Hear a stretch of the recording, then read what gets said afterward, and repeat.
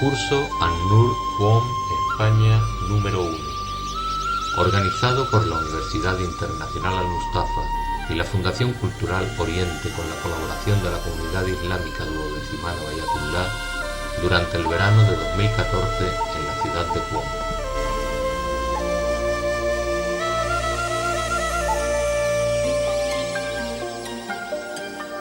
Irfan 1 por el Sheikh Suhail Asad.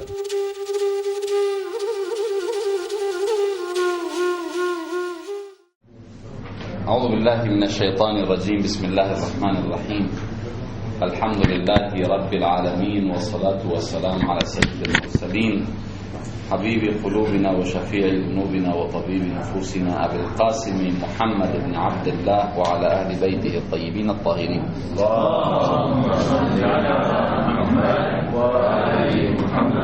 En el nombre de Dios, el clemente, el misericordioso, la paz de Dios sea con todos sus profetas, desde Adán hasta Muhammad, salawatullah wa salamu alayhi majma'in.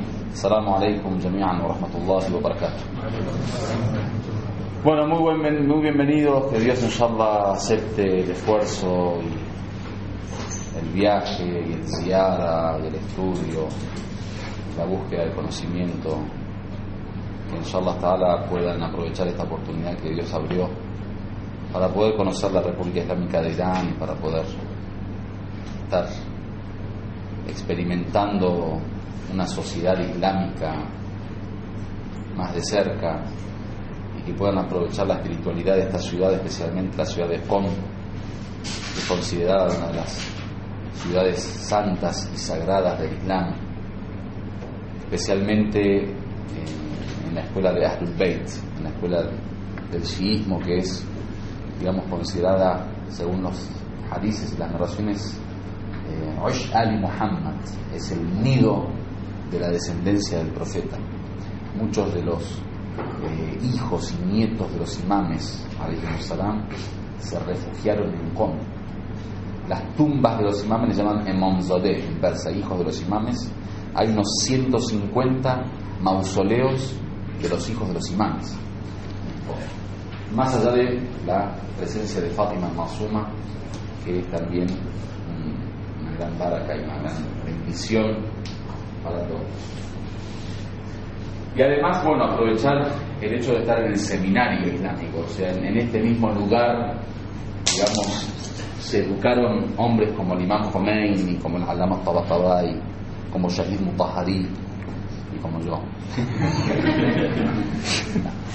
Entonces, aprovechar inshallah esta oportunidad que tienen de la búsqueda del conocimiento, especialmente de el ziyara y la espiritualidad, el tema de la visita a Fátima Masuma, que es muy importante. Según la narración del Imam Rida, dice: quien visita al Masuma en Qom, wajabat lahu al-jannah, es obligatorio para él el paraíso. Obviamente quien la visita no es solamente visitarla, dice manzaraha arifan bihaqqiha, o sea, quien la conoce, quien la visita conociendo su verdad, conociendo su derecho, conociendo su realidad. Quien visita al Masuma en Qom, conociendo lo que significa esa visita, es obligatorio para él el paraíso, inshallah. Lo otro es el encuentro con los sabios, la posibilidad de poder, inshallah, visitar y dialogar con gente de mucha sabiduría, con gente que dedicó muchos años de su vida al estudio y a la búsqueda de conocimiento, y mucha gente de espiritualidad que se ha purificado, digamos, durante muchos años y que son realmente columnas de la religión. Lo otro es el ziyara al Imam Rida, inshallah, que van a hacer a Mashhad, si Dios quiere, que también es muy importante poder aprovechar ese ziyara, esa visita. Lo visitan 20 millones de personas anualmente al Imam Rida. Viene gente de todas partes del mundo para poder visitar. La visita al Imam Rida generalmente se compara con la peregrinación. En los sueños, dicen, en la interpretación de los sueños, generalmente cuando alguien sueña que va al Hajj, viene a visitar al Imam Rida. Cuando alguien sueña que va a visitar al Imam Rida, va al Hajj. Inshallah.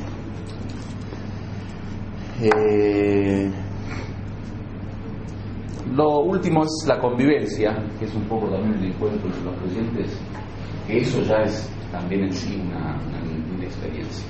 El hecho de poder compartir, poder intercambiar, el hecho de que todos tengan un mismo objetivo de poder perfeccionarse espiritualmente y de poder llegar acá para crecer y poder de alguna forma desarrollarnos, eso también es una experiencia interesante. Sepan disculpar los problemas y las dificultades que suelen darse. ¿Se dio alguna dificultad hasta ahora? Pero es normal, digamos, al fin y al cabo uno, de veces me pongo a pensar que uno siempre es muy crítico, ¿no?, de todo el movimiento, y uno dice, bueno, siempre tenemos más expectativas o expectativas más grandes, ¿no?, sobre el tema de Irán, que decimos que es una república islámica, que acá tendría que ser un modelo, digamos, de Islam, pero bueno, hay que entender un poco el proceso de Irán también, en el sentido que históricamente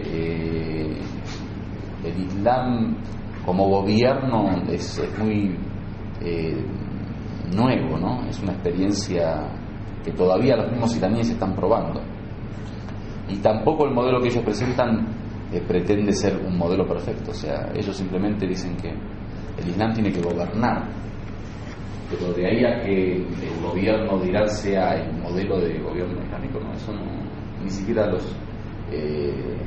las autoridades del país tienden a pretender eso. O sea, dicen que nosotros tratamos de acercarnos de la forma más humana a lo que creemos que es el mejor modelo. Pero bueno, al fin y al cabo en la aplicación siempre hay una gran distancia entre la teoría y la práctica. Más allá de las diferencias culturales que uno puede enfrentar, más allá del tema idiomático, y más allá de que esto, o sea, nos viene gratis. O sea, en realidad uno a veces pues es un poco desagradecido, pero bueno, que un país como Irán, o sea, de repente venga y piense en un español, en un colombiano, en un peruano, en un boliviano, que están en el otro lado del mundo, y digan, bueno, muchachos, vengan y nosotros les enseñamos, y nosotros les... O sea, realmente es muy válido el esfuerzo que hace esta gente. Y sin pedir nada a cambio, porque sinceramente Irán en este proyecto cultural por lo menos no tiene ningún tipo de objetivo más que poder, digamos, brindar parte de esa luz que Dios les dio a través de la cultura del Corán y de Ahlul Bayt para las personas que desean. Entonces eso es muy válido, y hay que agradecerlo, y hay que agradecer a Dios que nos haya dado esa oportunidad de poder aprovechar esta cuna de conocimiento para poder aprender y para poder crecer y para poder desarrollarnos, inshallah. Alhamdulillah Rabbil Alamin. Bueno, la clase que van a tener conmigo es sobre Irfan. Los que leen árabe, al-Irfan, persa, español, Irfan. Bueno, el Irfan generalmente en Occidente se conoce como sufismo. Si ustedes hablan de Irfan mucho en España, no se lo conocen. Pero si hablan de sufismo, seguramente habrán escuchado hablar de sufismo. Es conocido el Irfan en Occidente como sufismo. Ahora, ¿qué diferencia hay entre el Irfan y sufismo? ¿O cuál es, digamos, la verdadera dimensión mística del Islam? ¿O de qué se trata? De eso vamos a hablar en esta clase. ¿Qué saben de sufismo? Los que escucharon hablar de sufismo, ¿qué saben de sufismo? O de Irfan. Si no saben nada, digan no sabemos nada, si empezamos a hacer. No sabemos nada. ¿Alguien sabe? Yo sé que hay gente que sabe acá, de los que saben un poquito que me digan. Bueno, el sufismo desde el punto de vista de la escuela de Ahlul Bayt, que parte del Imam Ali, ¿no? Muy bien entendido. Y difiere de digamos, un poco del enfoque sunita. Ok, muy bien. ¿Algo más? Sobre Irfan o sobre sufismo. Irfan quizás un poco ver, tener una visión más allá de la realidad. Más allá de la realidad. Muy bien. Más allá de la realidad. ¿Algo más? Yo sé que hay gente muy humilde que no quiere hablar, porque yo sé que saben mucho pero no quieren nada.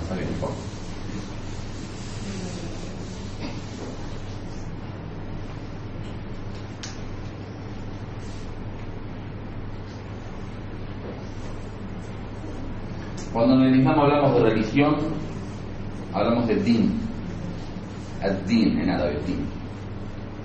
¿Por qué yo hago hincapié en hablar de din y no de religión? Porque el concepto que nosotros tenemos en árabe de din no tiene que ver con el concepto que nosotros como occidentales tenemos de religión. O sea, si usted al árabe le pregunta acerca de su din, no le está preguntando acerca de su religión, le está preguntando acerca de otra cosa.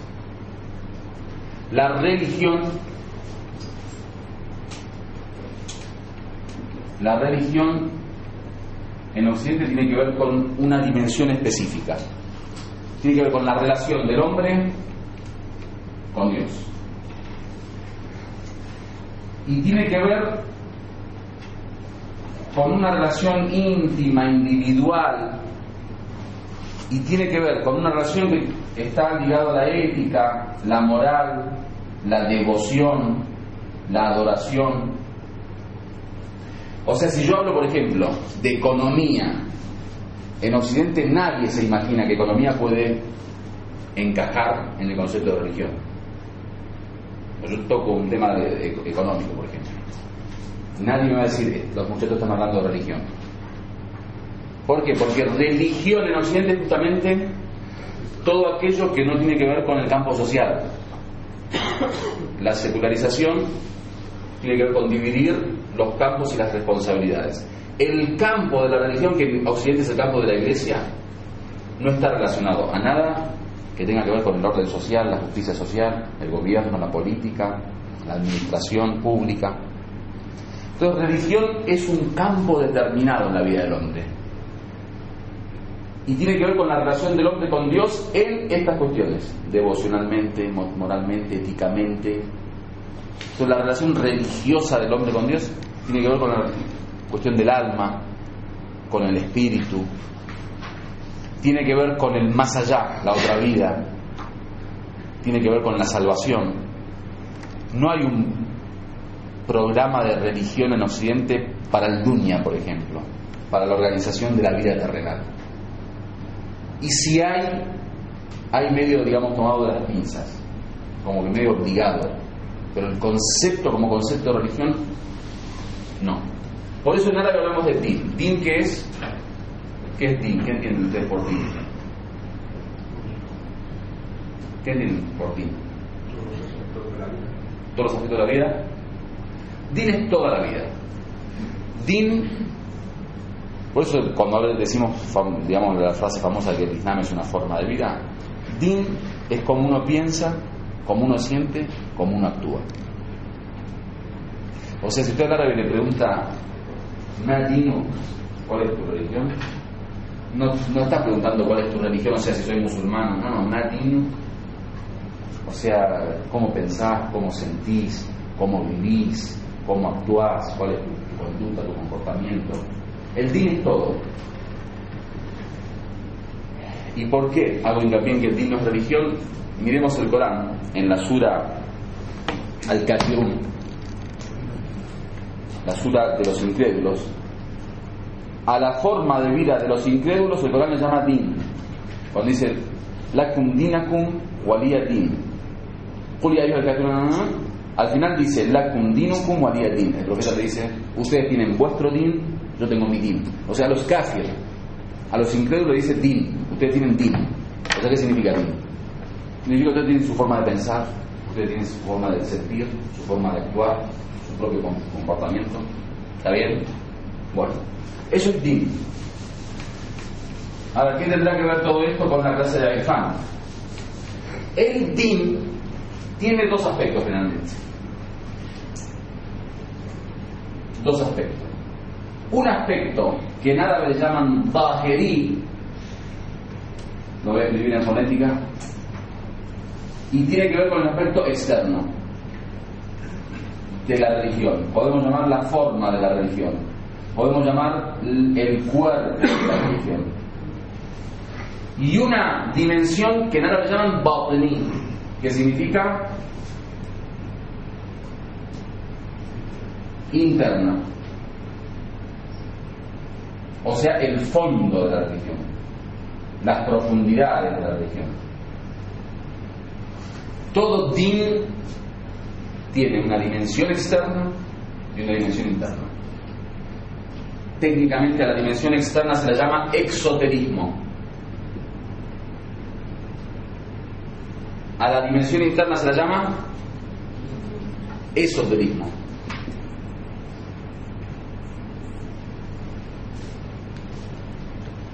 ¿Qué significa esta dimensión zahiri y esta dimensión batini? ¿Qué significa esta dimensión externa y esta dimensión interna? Significa que todo en la religión tiene su forma, que es cumplir con la legalidad de la religión, cumplir con las condiciones mínimas para que eso se considere, religiosamente hablando, aceptado por Dios. Por ejemplo, en el Islam, si uno no reza 5 veces por día, está desobedeciendo una orden divina, que es la obligación de rezar. Hay que rezar 5 veces por día. Entonces, aunque sea de forma, aunque sea para hacerme vudú y pararme y Allahu Akbar, tengo que rezar por lo menos 5 veces por día para estar cumpliendo con la formalidad de la religión, o sea, con la parte externa. Ahora, ese rezo, que es una obligación en la dimensión zahiri y que hay que rezarlo, no solo es forma. Detrás de eso hay un fondo, detrás de eso hay una profundidad, detrás de eso hay un esoterismo. ¿Qué es esoterismo? Es el espíritu de la acción, o sea, lo que está detrás de la acción. Toda acción, para que sepan, se compone de una forma, que es la parte externa y aparente, la apariencia de la acción, y de un interior, de una sustancia, que es el espíritu de la acción. Por ejemplo,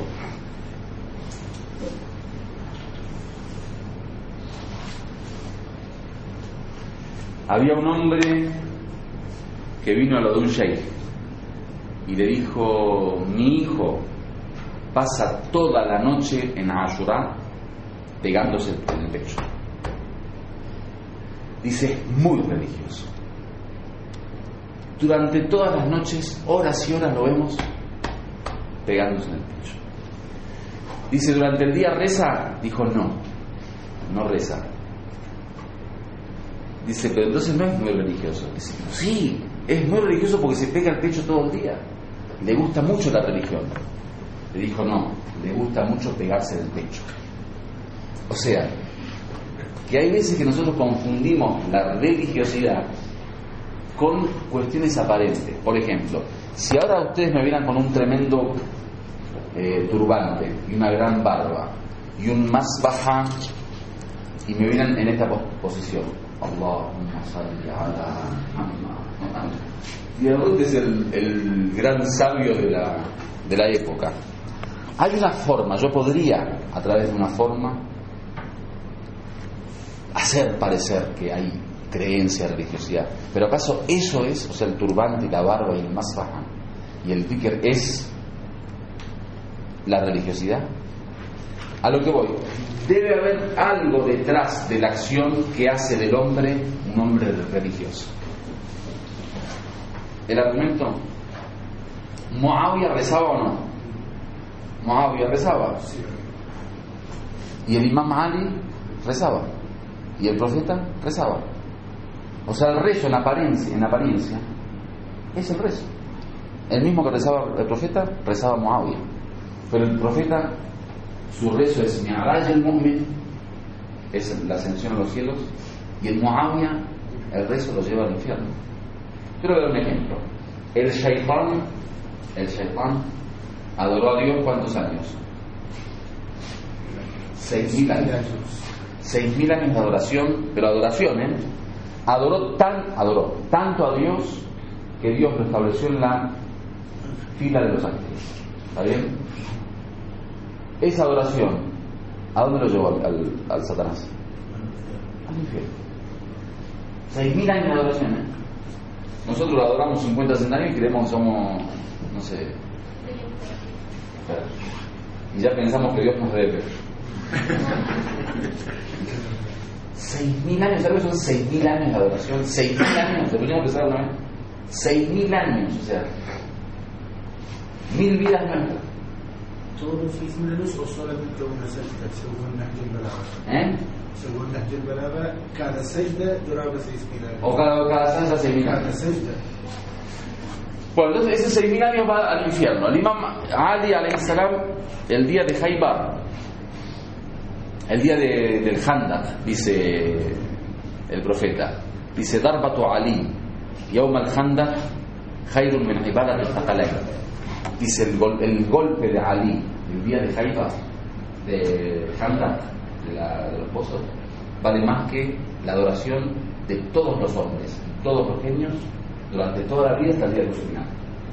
Darbatu Ali yawm al-Khandaq khayrun min ibadat al-thaqalayn. ¿Qué significa?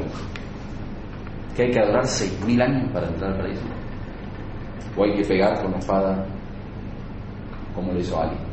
¿Qué quiero decir? Que no todo es adoración y rukú y suyud y dhikr. Hay algo detrás de eso, que ahí está, y ahí radica la verdadera religiosidad del hombre.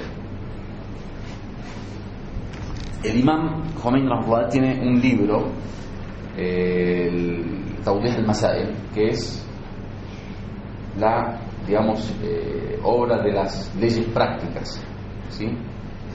Esas leyes prácticas, el imam no dice nada más que la forma legal de rezar. Te dice, por ejemplo, tenés que dirigirte a la qibla, tenés que tener la ropa pura, tenés que hacer el takbiratul ihram. No dice nada especial. Si uno lo lee, es un libro de leyes, ¿sí? Pero el mismo imam tiene un libro que le llaman Adab al-Salat, que es, digamos, ya el protocolo, esas normas, digamos, ya no de cómo hacerme el wudú y cómo pararme la qibla, sino de qué es lo que tiene que haber detrás de ese rezo, o sea, el corazón del creyente cuando reza, en dónde tiene que estar. El imam Zayn al-Abidin alayhi salam decía, cada vez que se hacía la ablución se empalidecía y temblaba. ¿Qué significa? Que hay abluciones y abluciones. ¿Qué significa? Cuando yo me hago la ablución puedo hacerme 700 abluciones que nunca me empalidezco. ¿Qué significa? Que yo estoy en la etapa tahiri externa de la religión. Mi ablución nunca fue para Dios. Y si es para Dios, sí, porque Dios me obliga, pero no porque necesito encontrarme con Dios, deseo, ¿no? Las obligaciones tienen que ver con eso. Las obligaciones tienen que ver, bueno, cumplo para que Dios no me castigue, ¿no? Pero hay algo más allá en la religión. Después de ese wudú zahiri externo, después de pararme, después... ¿Vieron los wahabitas en la Meca? Cuando rezan, qué ordenado que lo hacen. Viste que se ponen en la fila ahí y hasta hay una medida determinada para abrir las piernas y para tocar de pierna a pierna, me parece que se tocan los pies para que no entre shaitán entre medio, y toda una cosa muy militar supuestamente, y se va con el miswak, por ejemplo, y se pone el perfume, y por ejemplo, hasta una medida determinada se pone la ropa, pero todo eso es forma, ¿no? Se preocupa mucho por la forma. ¿Qué significa? Que el rezo es forma, pero detrás del rezo tiene que haber otra cosa. El mismo Imam Khomeini tiene un libro que se llama Asrarus Salat, los secretos del rezo, que aún es más profundo, que habla de la realidad del rezo. Ahí ya no te habla de hacer rukú, de hacer suyud, te habla de una realidad que es donde tiene que estar, digamos, ese hombre cuando reza, ese corazón. El imam Ali alayhi salam quizás no se paraba como los wahabitas así, digamos, tan exacto, ¿no? O le tocaba rezar en las guerras, le tocaba rezar en cualquier lugar. Pero cuando participaba en una batalla y le clavaban una flecha, decían, espere que Ali vaya a rezar para que cuando esté rezando le quitemos la flecha, porque ahí no siente nada. En el rezo no sentía nada, entonces le quitaban la flecha y no sentía nada. ¿Qué significa? Que hay rezos y rezos. Nosotros, desgraciadamente, en el momento del rezo empezamos a sentir lo que hay a nuestro alrededor. Yo, por lo menos, dice que uno de nuestros sabios, cada vez que se olvidaba dónde había puesto algo, iba a rezar 2 racas para recordar. Tenemos un par de anécdotas interesantes de unos nuevos musulmanes que habían llegado a Irán hace unos años y no sabían mucho el tema del rezo, no sabían que en el rezo no se podía hablar, ¿no? Entonces estaba rezando el nicaragüense amigo y el del lado estornudó, digo, saluda hermano al Rahman. Bueno, nosotros entonces generalmente no tenemos esa conciencia de que el rezo es Mi'raj el-Mu'min, la ascensión a los cielos de Cristo. ¿Por qué? Porque vivimos la parte externa de la religión. Generalmente nosotros vivimos así. En el ayuno, por ejemplo, seamos sinceros, no es el mío, por lo menos ustedes lo saben mejor, pero el mío es nada más no comer y no beber, porque después fuera de eso. O sea, lo único que vivimos del ayuno es el hambre y la sed. Fuera de eso. Pero hay quien en el ayuno, por ejemplo, digamos, vive el ayuno desde el interior, o sea, de comer y de beber es lo mínimo, o sea, se olvida, como diciendo, eso ni siquiera me acordé que había que comer o que no comer, o que, o sea, eso está. El ayuno no, lo vive como Rabia el Corán, por ejemplo, lo vive como la primavera del Corán, ¿sí? Los profetas, los imames, no viven solo la parte externa de la religión. La parte externa es lo mínimo indispensable, o sea, es el pasaporte para la salvación. Pero el verdadero crecimiento espiritual, el verdadero desarrollo está en lo que va detrás de la acción. Es más, la parte externa fue creada como sostén de la parte interna, o sea, en realidad Dios lo que quiere es la parte interna, o sea, dice, illa man ata Allah bi qalbin salim, dice el Corán. Dice Dios, el día del juicio, cuando quiera aceptar a alguien, va a aceptar de aquel que tiene un corazón sano. Innama yataqabbal Allah min al-muttaqin. Dios acepta únicamente de los muttaqin, los que tienen taqwa, los que tienen temor a Dios. ¿Qué significa? Que no es tan importante, sí es importante, pero no es lo único importante la forma, y que si estoy parado así, y que si pongo las manos acá, o las pongo acá, o las pongo, o sea, eso son detalles que nos quieren hablar de otra realidad, que es lo que está detrás. Exactamente la relación entre la parte zahirí de la religión y la batení es como la relación entre el cuerpo del hombre y su espíritu. Es igual que nosotros creamos que la realidad del ser humano es el cuerpo. Entonces que tratemos a los hombres según su cuerpo. Entonces si es flaco lo trato de una manera, si es gordo lo trato de otra manera, si es petizo de una manera, si es alto de otra manera, si es rubio de otra manera, ¿sí? O sea, como tratar a los hombres según la forma de su cuerpo.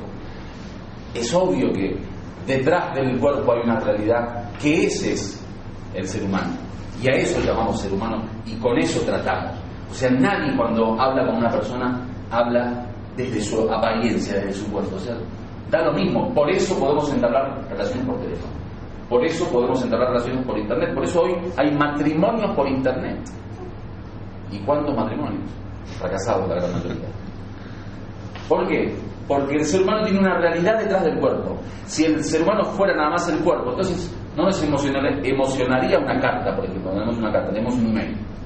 Cuando tenemos un email, ¿por qué nos emocionamos? Porque la realidad del ser humano no está en su cuerpo, no está en cuán flaco es, cuán gordo es, cuán rubio es, cuán morocho es. El tratar a la religión o con la religión desde su desde su parte externa es como tratar a un ser humano nada más desde su cuerpo. Es exactamente lo mismo. Por eso en el Islam, digamos, constantemente el mismo Corán tiene una apariencia y tiene detrás de esa apariencia un significado. En el Corán tenemos narraciones que dicen en cada leya hay un baten, una parte interna, y de cada baten hay 7 baten. Hay 7 partes internas. Por eso nosotros no aceptamos el Corán, digamos, en su exégesis literal. Abrir el Corán y empezar a ver, por ejemplo, Waja'a rabbuka wal malaku saffan saffa, por ejemplo. Viene Dios en las filas con los ángeles. O Dios tiene manos, Dios tiene ojos. Que muchos literalistas dicen, justamente hablan de la corporización de Dios, de que Dios, sí, muchos dicen, los más leves dicen, no, Dios no se lo puede ver en el dunya, pero se lo puede ver en otra vida. Pero eso es una gran equivocación. Entonces el Corán tiene una apariencia y tiene un batin, y una parte interna. Las acciones tienen una apariencia y tienen un batin. El ser humano tiene una apariencia y tiene un batin. ¿Hasta ahí se entendió? El irfan es el batin del din.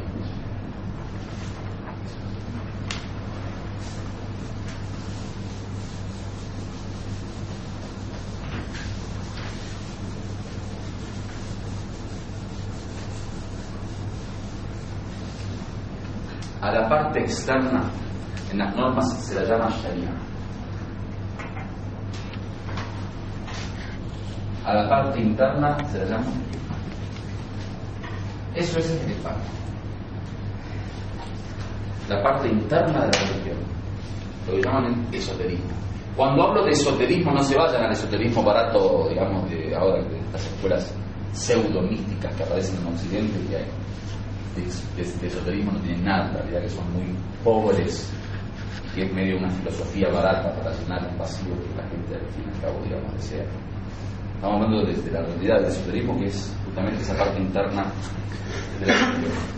Que tocó no hay que lo voy a poner Shahid Mutahari para tu stock. Bueno, el libro que vamos a ver es el libro de misticismo islámico de Shahid Mutahari. Yo pensé que lo habían traído, pero se ve que no lo trajeron. Seguramente estos días lo van a traer en Inshallah, si no lo traigo yo. No lo tienen, ¿no? Bueno, Shahid Mutahari es un filósofo y un místico iraní contemporáneo muy importante, que tiene, digamos, libros muy interesantes. El Imam Khomeini, cuando habla de sus libros, dice: todos los libros de Shahid Mutahari son buenos para leer. Digamos, el Imam Khomeini muy pocas veces hablaba de alguien así como para, digamos, aprobar su sabiduría. De Shahid Mutahari es el único que habló de esa forma tan, digamos, absoluta. Todos los libros de él sirven para aprender. El libro del misticismo islámico es uno de estos libros que tienen una cadena de libros de ciencias islámicas. Son varios libros en donde se habla de la teología, de la filosofía, de la jurisprudencia, de los principios de jurisprudencia. Una de las ramas es el misticismo islámico, que es una pequeña introducción que es interesante para poder, digamos, tener una idea general de el irfan. Bueno, si nosotros queremos hablar de irfan, ahora ya que entendimos un poco esto del esoterismo y de que el din tiene una parte interna y una externa, veamos qué es esa parte interna. ¿No? Esto que nosotros llamamos irfan, que dijimos que es la parte interna de la religión, bueno, ¿qué es? ¿Cómo se la define? ¿Cuál es el concepto de irfan? Para los que saben árabe, van a darse cuenta que irfan viene de la raíz arafa. Y arafa o arifa tiene que ver con saber, tiene que ver con el conocimiento. Por eso generalmente al irfan se lo traduce como gnosis. Y gnosis tiene que ver con el conocimiento. Entonces el irfan viene de arafa o arifa, que tiene que ver con la gnosis o el conocimiento. Bueno, ¿y por qué no se lo llama, por ejemplo, ilm? Que en árabe el conocimiento es el ilm. A la ciencia se la llama ilm o ulum, por ejemplo. ¿Por qué no se la llama ilm? ¿O qué diferencia hay entre el mero conocimiento o el conocimiento normal y el conocimiento irfaní? Conocimiento irfaní. ¿O no?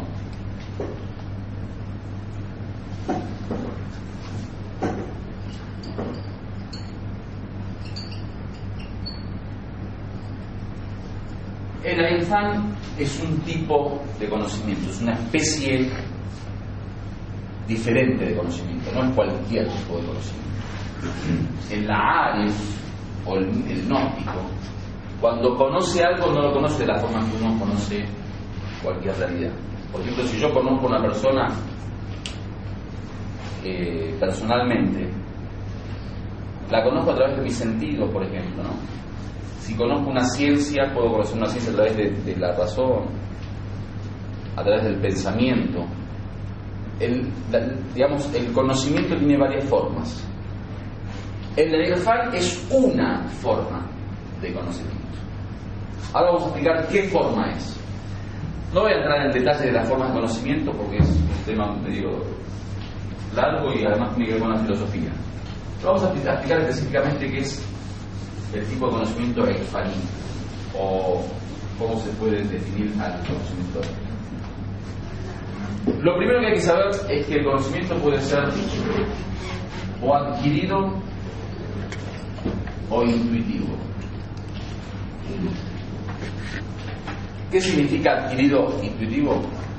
Adquirido es que yo adquiero el conocimiento desde afuera. O sea, ustedes ahora están acá en una clase y hay una persona hablando. Lo que está ocurriendo acá es conocimiento adquirido. Ustedes están adquiriendo el conocimiento de este tipo que está acá hablando. A eso le llaman adquirido, porque lo adquieren de afuera, o sea, es algo que viene de afuera, no está en nuestro interior. En el conocimiento tenemos al ser humano, le llaman sujeto, y tenemos el exterior, ¿no? El conocimiento adquirido agarra el exterior y lo mete adentro, lo transporta adentro, a nuestro interior. Entonces adquiere del exterior algo. Si ustedes van, por ejemplo, a un país y ven un lugar nuevo, esa vista, esa, digamos, imagen, la transportan, la están adquiriendo desde afuera. Si escuchan, por ejemplo, música, adquieren ese conocimiento desde afuera, ¿sí? Adquirido. Si leen un libro, el libro está afuera, en el exterior, adquieren desde afuera sabiduría. Si escuchan a un profesor, adquieren de afuera. Eso se llama adquirido. Hay un conocimiento que no es adquirido. ¿Y cuál es? Intuitivo. ¿Cuál es el conocimiento intuitivo? El que obviamente no se adquiere desde el exterior. El que se adquiere, no se adquiere. El que está en nuestro interior. El que percibimos desde nuestro interior, sin la necesidad del exterior. Por ejemplo, cada uno de ustedes siente ahora internamente determinada sensación. Por ejemplo, algunos tienen sueño, algunos tienen hambre, algunos se sienten aburridos, algunos se enamoraron de la clase, algunos están cansados, ¿no? Todos estos sentimientos ustedes lo presienten, o sea, lo perciben o no. No, cada uno de ustedes no percibe ahora algo. Eso que perciben, ¿lo adquirieron de afuera o está en ustedes? Está en ustedes, ¿no? Eso le llaman conocimiento intuitivo. O sea, lo intuyen desde el interior. No hace falta que venga alguien de afuera que me diga: fulanito, estás cansado, fulanito, estás con sueño. No, yo ya sé lo que siento. Cada uno sabe internamente.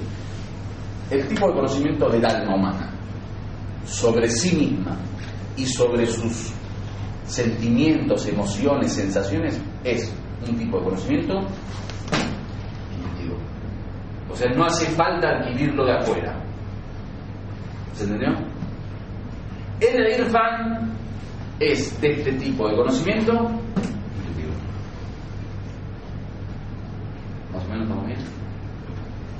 O sea que el irfan no es conocer con conocimiento intuitivo, sino conocer conocimiento intuitivo. Bueno, ¿qué se conoce con conocimiento intuitivo? Nosotros dijimos, el ejemplo del intuitivo es, bueno, que tengo sed, que tengo hambre, que estoy cansado, que estoy feliz y todas las sensaciones. El irfan es el conocimiento intuitivo de Dios. El conocimiento intuitivo de Dios. O sea, el objeto de conocimiento del irfan es Dios. La preocupación del Arif es conocer a Dios. Lo que quiere el Arif es conocer a Dios. Fuera de Dios al Arif no le interesa nada. Entonces todo lo que viene después de adivinar los pensamientos de los demás y adivinar las intenciones y saber el futuro y saber el pasado y saber, eso es toda una gran estupidez, digamos, creada en estas falsas espiritualidades. El Arif, lo único que le interesa es conocer a Dios. El único objetivo que tiene es Dios. Fuera de Dios no le interesa nada. Ese es el fan. ¿Hasta acá alguna pregunta? Si no hay preguntas, somos todos sabios. Bueno, la introducción la leen ustedes después, inshallah. Voy a empezar con la primera clase, lección número 1, Gnosis y sufismo. Dice, la Gnosis es una de las ciencias que se formó y se desarrolló en el seno de la cultura islámica. Esto del seno de la cultura islámica, el Shahid Mutahari lo pone por algo que tiene que ver con los orígenes del Irfán. Hay una crítica que se hace generalmente al sufismo o al Irfán, y que muchos dicen que bueno, el sufismo o el Irfán es importado en el mundo islámico, como que es traído de afuera. Hay algunas ciencias en el Islam que no nacieron en la cultura islámica, se desarrollaron en la cultura islámica, pero vienen de afuera. Por ejemplo, nosotros hablamos de filosofía. Lo que se conoce como la ciencia de la filosofía, o sea, la filosofía como ciencia, en la historia del Islam no nace en el Islam. O sea, existía filosofía antes del Islam, especialmente en Grecia, y es esa filosofía griega que viene después, entra al Islam a través de las traducciones, y que los filósofos musulmanes van a comenzar a desarrollar. Ahora, que se desarrolló después en el ámbito islámico, sí. Por ejemplo, el Allama Tabatabai dice que la filosofía griega, cuando entra al Islam, tenía 200 temas, 200 cuestiones, digamos. Luego del desarrollo de los filósofos musulmanes, llegó a tener 800 temas. O sea, es obvio que hubo un trabajo, ¿no? Pero el origen de la filosofía no es islámica. La filosofía nace fuera del Islam, como ciencia. Ahora ustedes me pueden decir, bueno, como pensamiento, digamos, profundo, también el pensamiento tiene que ver con una, digamos, cuestión cultural de todos los pueblos. Pero como ciencia escrita, como algo, digamos, una disciplina escrita, comienza en una teoría en Grecia. En realidad para nosotros no comienza en Grecia, pero bueno, supongamos que en Grecia. Y esa filosofía entra al Islam, y los musulmanes van a desarrollar. Entonces, a esto no se la considera una ciencia islámica. O sea, no es una ciencia basada en las fuentes del Islam.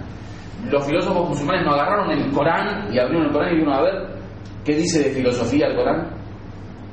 No agarraron la sunna del profeta y dijeron, bueno, a ver qué dice de filosofía la sunna del profeta. No, agarraron la filosofía griega tal cual estaba, la tradujeron y ahí empezaron a desarrollar. Dijeron, bueno, esto también, ¿no?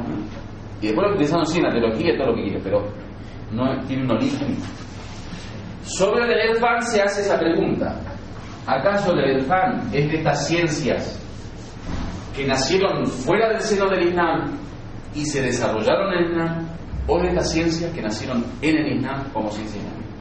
Nuestra visión es que el Irfán nace en el Islam, o sea, su origen es islámico. En cuanto a la gnosis, esta se puede investigar desde dos perspectivas diferentes, una social y otra cultural. Los místicos gnósticos son distintos a los demás grupos culturales, tales como los exégetas, los relatores de las tradiciones, los juristas, los teólogos, los filósofos, los literatos y los poetas.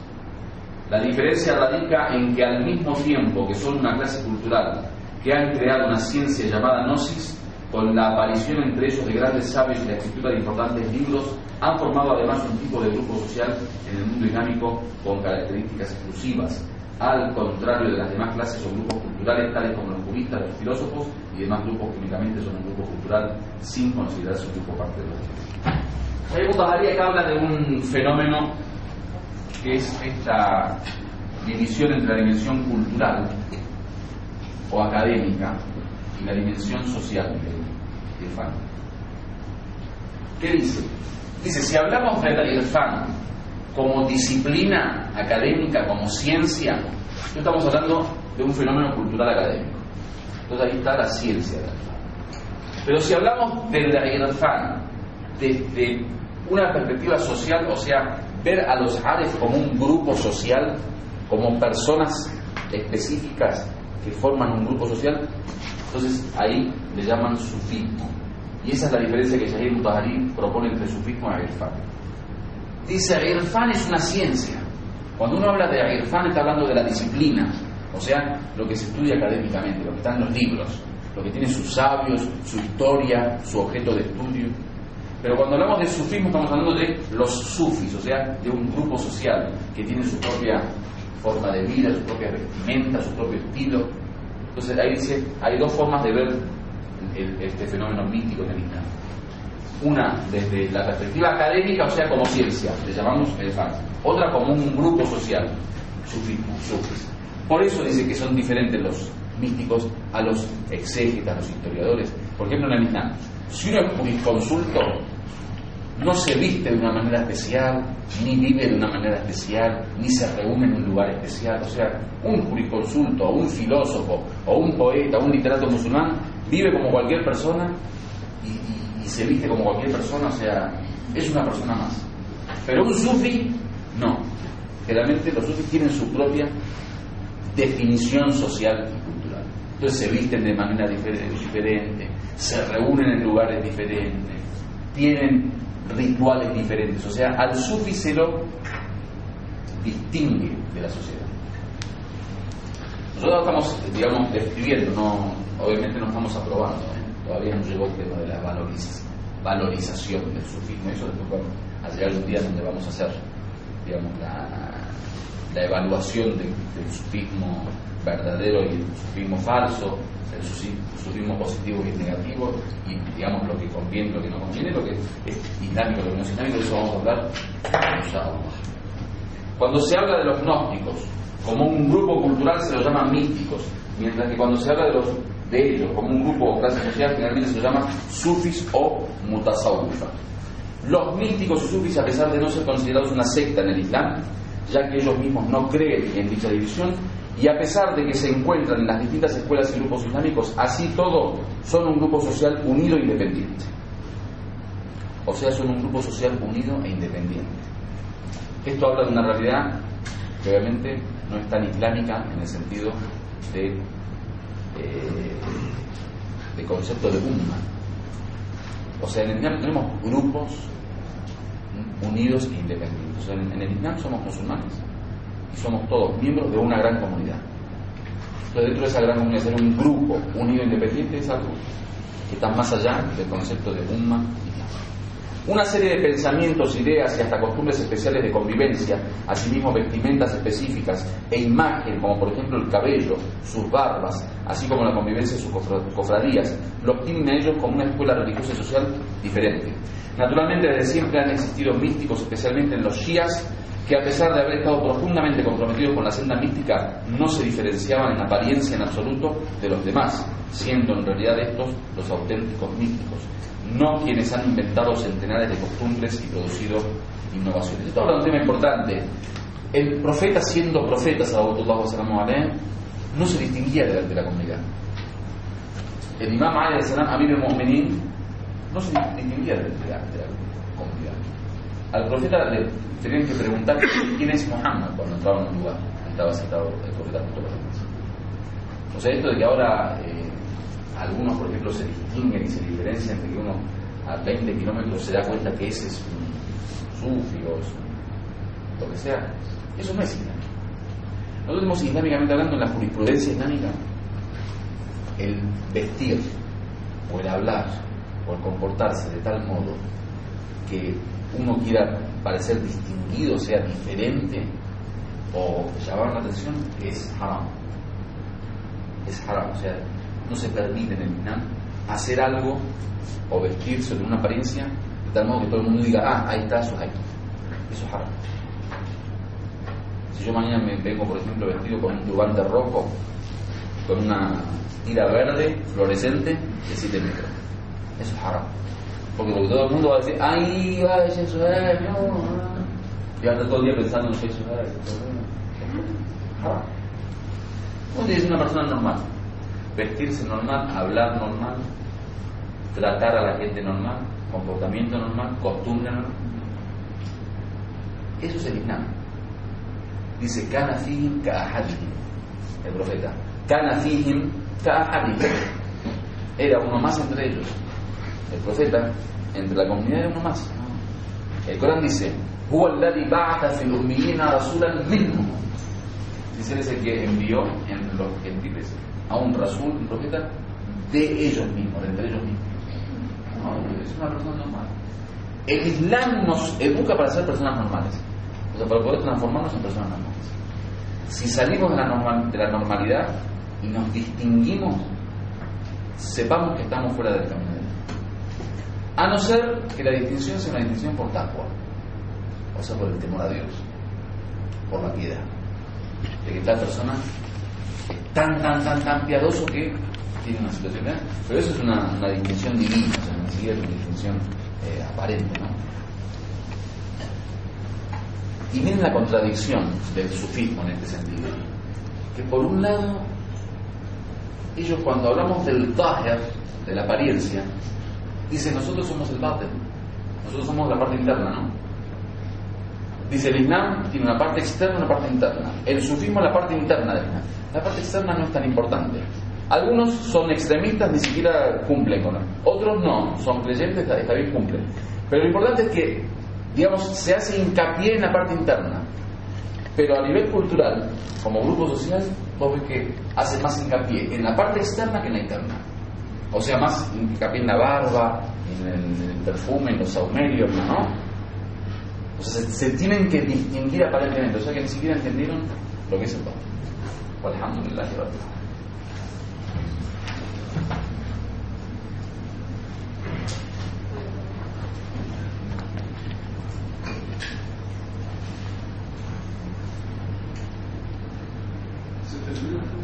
Se terminó antes. Una comentario, pregunta. Adelante.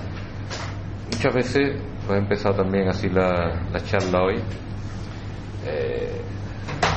Bueno, se presenta el fan para ser más asequible el entendimiento en Occidente, y se equipara a sufismo. Entonces, desde que os pregunta, comentario de qué opinan, ¿no? A mí me choca mucho eso, por la práctica que uno ha visto, ¿no? A mí Irfan me suena más, digamos, similar a misticismo, ¿no? Sin embargo, el sufismo, tal como se conoce al menos en nuestra zona, el sinónimo que yo le encuentro es, digamos, está muy vinculado a lo que podríamos llamar el tariquismo, el rollo de las táricas. Y las táricas es puro dahirí, con lo cual es como muy opuesto realmente a lo que es Irfan, con lo cual hacer la similitud de Irfan sufismo me choca. No, está bien. Nosotros vamos a tener un día de crítica al sufismo, obviamente, pero yo, porque el Irfan no lo conoce nadie. Realmente vos hablar del sufismo, todo el mundo lo conoce. Entonces, pero ¿no sería mejor decir fan misticismo? Sí, pero el otro punto es que tampoco hay que hablar del sufismo, digamos, negativamente en todo sentido, porque ahí está ese grupo, sí, los sufis tariquistas que vos decís, es cierto, pero después el sufismo a nivel histórico, digamos, como desarrollo histórico, tiene su lado positivo, ¿no? Entonces, tampoco nuestra crítica es una crítica absoluta del sufismo de pies a cabeza, ¿no? Pero lo más importante es por esto. Y es que en Occidente, desgraciadamente, hay tanta confusión que muchas veces se confunde el Irfan con el sufismo. O sea, Ibn Arabi, por ejemplo, que es considerado para nosotros un gran arif, se lo conoce en Occidente como sufismo.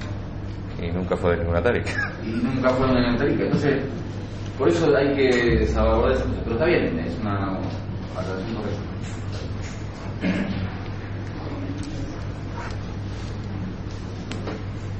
Bueno, ¿alguna pregunta? Hablando de la cual cuando he dicho conocer a Allah, hay una narración sobre un señor que ha convivido durante 14 años con el Imam Khomeini, cuando yo le he dicho a usted que es saber más allá de la realidad. Es el Imam Khomeini, en el tiempo que ha vivido en el Najaf, en algunos hechos que lo narra este señor, intuía o veía en los demás lo que tenían en el interior o lo que ocultaban en alguna actitud. En eso también pues, en el Najaf cogió la fama de que es parte del Irfan, era esto, ¿no? No solamente conocer a Allah, sino es porque veían más allá de lo que vemos nosotros los gente que no tenemos este Irfan o la gente normal, ¿no? Sí. El tema de no solo eso y todos los, digamos, los milagros, los carismas, digamos, que se desarrollan, está bien. Lo que pasa es que yo estoy hablando ahora digamos, cuál es el objeto de conocimiento del Aref. O sea, ¿qué es lo que quiere conocer el Aref? El Aref quiere conocer a Dios. Después que hayan resultados de Tahdib al-Nafs, cuando uno se purifica el alma, dentro de los resultados uno puede conocer lo que piensa el otro, lo que oculta el otro. Eso es otro tema. Es un resultado normal. Pero a lo que voy, el objetivo del Aref no es ese. Porque después hay una confusión de que ocurre muchas veces con el viajero espiritual, y que uno ya después, cuando sabe que puede conocer cosas de los demás, ya pasa a ser eso el objetivo. Y eso no es Aref. Entonces hay que hacer una distinción entre el objeto del Aref, el conocimiento que es Dios, y los resultados normales de la purificación del alma. La purificación del alma trae todo eso, ¿sí? Entonces lo que anunció el profeta sallallahu alaihi wasallam a Ali o algunos acontecimientos que iban a ocurrir es dentro del profeta, que era el más conocedor de Allah. Claro. No es como resultado o como objetivo. Claro.